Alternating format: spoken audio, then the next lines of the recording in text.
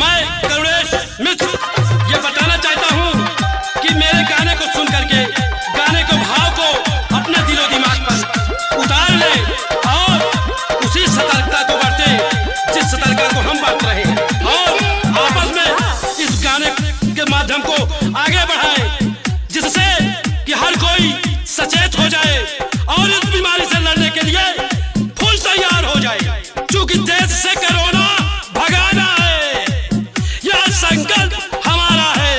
देता हुआ मां फैला जादू टोना, फैला जादू टोना भैया, फैला जादू टोना, फैला जादू टोना भैया, फैला जादू टोना।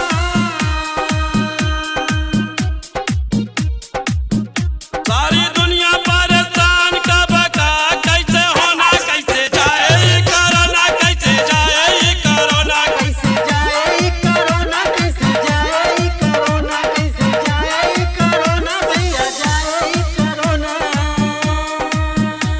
जैसे कि मैं अपने भाइयों अपने मित्रों को ये संदेश कि वो सचेत हो जाएं, सावधान हो जाएं।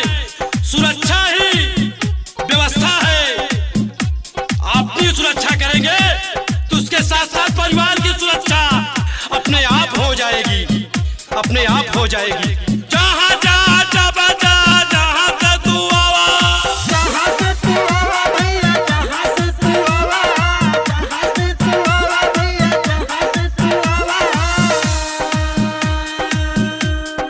सावधानी बरतना राम का जपना चला जाए कोरोना, चला जाए कोरोना। चला जाए कोरोना, चला जाए कोरोना, चला जाए कोरोना, चला जाए कोरोना।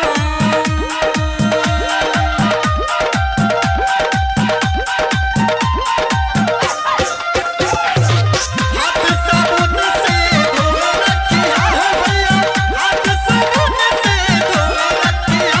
चला जाए कोरोना, चला जाए कोरोना, चला जाए कोरोना, चला जाए कोरोना।